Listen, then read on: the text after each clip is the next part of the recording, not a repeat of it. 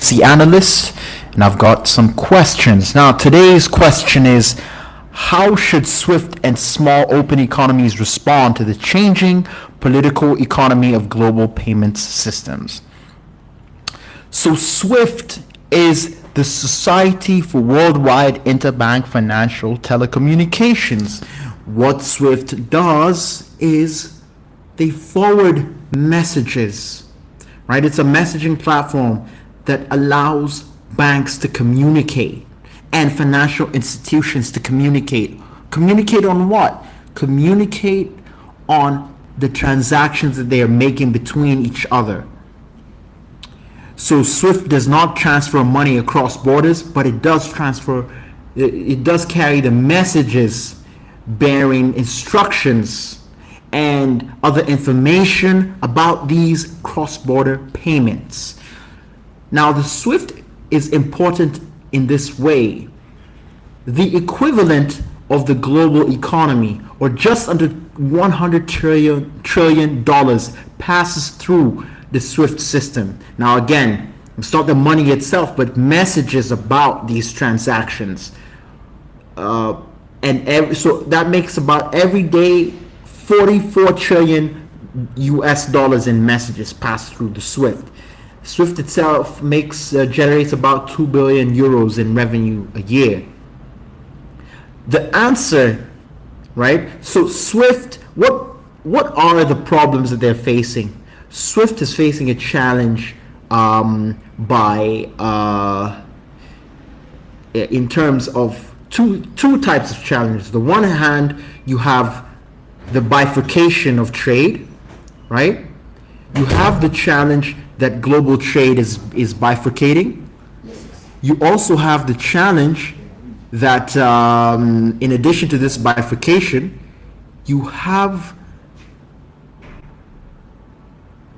the growing demand for global payment systems is also creating opportunities for other market entrants. This also in addition to the changes in technology. If you can communicate through satellites, through platforms like Starlink, then you can send messages through the Starlink, and then conversely you can send messages on financial transactions through these platforms, right? So with growing demand from the rest of the world, right, the world outside the Occidental, then you have a challenge to SWIFT's place. Now the final challenge is just the kind of indirect or extra legal competition posed by other nation states. Like say if a state actor is pushing messaging against SWIFT, calling SWIFT an instrument of imperialism, that might make customers in certain places of the world less friendly towards SWIFT, right? More suspicious. Now, if governments themselves also take to creating their own SWIFT analogs, right, their own messaging, payment messaging systems, in order to say bypass sanctions, then you have another challenge to SWIFT. So in all this changing global political economy, how should SWIFT respond, and how should small open economies like say Kenya respond? Now, it's incumbent upon SWIFT to recognize the role of classical liberal institutions and multilateralism in the success that they enjoy, and to promote classical liberal institutions across the world. It's possible, for example, to use an instrument like the Index of Economic Freedom with supplementary analyses to determine what investment of effort, if any, they can and should make within a given market. Investments can include coordinating or directing support in the form of partnerships, resources, and networks to establish advanced research by think tanks with a focus on classical liberal thought and its place in determining the integrity and policy posture of institutions. To widen the scope further, the financial intermediaries that use SWIFT should be recruited to help coordinate these efforts. They must be persuaded to recognize that their own success is a result of this very institutional mix, and that they can benefit from investing in in vigilance for its safeguarding and in its improvement. So what does that mean in simpler terms? It simply means that if SWIFT decides that they have a problem with a shrinking market in a place like Kenya, well, they have two options, right? They could either coordinate with other firms that hold the same view. If you have decided that you care about the Kenyan market or the African market, support institutions and ideas that build market economies, the kind of economies that generate wealth. Support investments in ideas that can help improve the likelihood of positive outcomes in terms of generating wealth. If you don't do that, the situation you're looking at is that you come to a place like Kenya a couple of years down the line, and you have but only to use, say, unconventional, extra legal means to secure your market. Like, say, you got to bribe a lawmaker, right? That is the situation that they're looking at. Again, emphasis on if they decide that these markets are important to them, because they might as well decide that they're not. And if they're not, well, don't ask these states to do anything about it then. You're expecting a private good to enjoy some sort of support that other private goods do not, right? I mean, that's one approach that they might be tempted to take. And we say that SWIFT is a private good. It is not a public good, and therefore it's not automatically, from the perspective of economic orthodoxy, right? Economic thinking, it is not deserving of any extra support in that sense, right? Not support that any other private firm is not deserving of.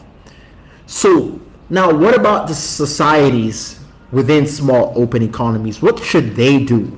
Well, small societies within small open economies need to recognize the emergent quality of economic outcomes that have generated wealth, and then work to supply good ideas and engage the public sector in support of and advocating for these classical liberal ideas, right? You can throw in your mix of pragmatism if you find that, but from an economic standpoint, this is what should be promoted.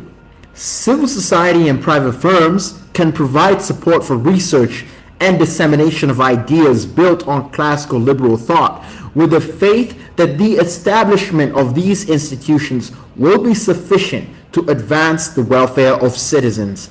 Furthermore, both SWIFT and the societies of small open economies should consider that China has made explicit its opposition to classical liberal institutions and its intention to stand against their proliferation anywhere around the world.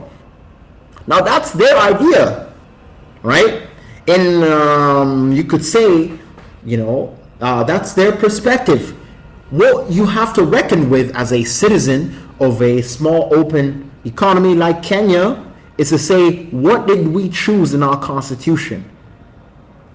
Does the policy posture of another nation pose a sort of challenge or a threat to our chosen way of life? Well, it's then our responsibility to safeguard against it. It's nobody else's. You just have to take the measures necessary at each step, from the granular to the macro level. If the Chinese Communist Party has decided to erode this institutional mix wherever it can, that's their perspective. Just like every other nation wants to influence other nations in the direction that they want to go, you don't have to assign to it some sort of a demonization. You just have to ask whether it goes with or against your interests, or you change your interests accordingly, by changing your constitution. That is an option available to the body of citizens. So finally, because SWIFT is not a public good, it is not within any state's purview to provide explicit support to it. Rather, it is incumbent upon society to influence the development of these institutions that can provide a regulatory atmosphere that is inimical to the erosion of private enterprise. So, let me show a logo of SWIFT so that we can sort of identify with this firm and can sort of see what we're talking about.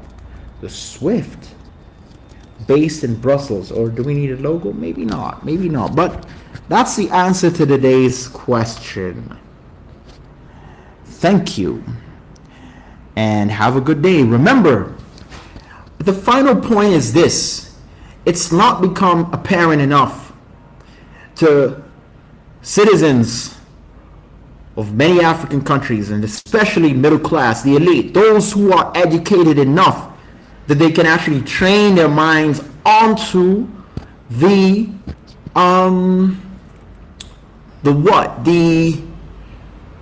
legislative process of the respective countries, that they can understand. If you're trained in finance, you can understand the state of your nation's public finances. You understand the law, then you can train your mind onto the interpreting legislation.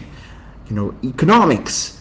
You can train your economic knowledge onto the problem of economic policy and actually interrogate it. In a place like Kenya, where you have the freedom, if this is not happening, you are not doing this, you are wasting the opportunity that the freedom actually provides. Because the important thing is this: it is from the citizen and the pressure inflicted upon the lawmaker by the citizen that decisions get made. If you're not in the game, then decisions are made for you in your name because you voted, but you are not enforcing your mandate. You're not transmitting your decision by remaining involved throughout, and that involvement begins with knowledge, with being informed as a citizen.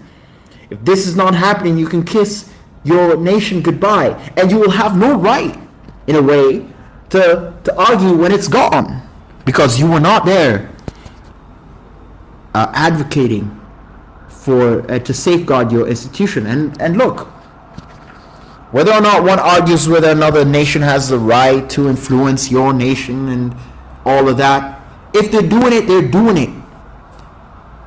And it's your job to build institutions that can take care of you.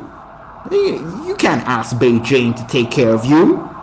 I mean, you can, but to expect them to listen, they have no incentive.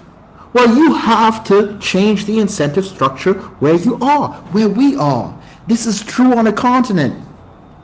And this is true, say, of the African diaspora, who have forgotten. Maybe they interact, the most they do is sending remittances and flying in and partying. And they've got to do more than that and become true citizens of the world by becoming engaged as citizens wherever they are for a better world, and saying, look, I have ties kinship to these nations. What can I do to support positive outcomes, or outcomes that are in line with, say, their constitution or the choices they've made? You've got to get engaged. The age of chalking all state failure up to foreign conspiracies has to end. That's my take.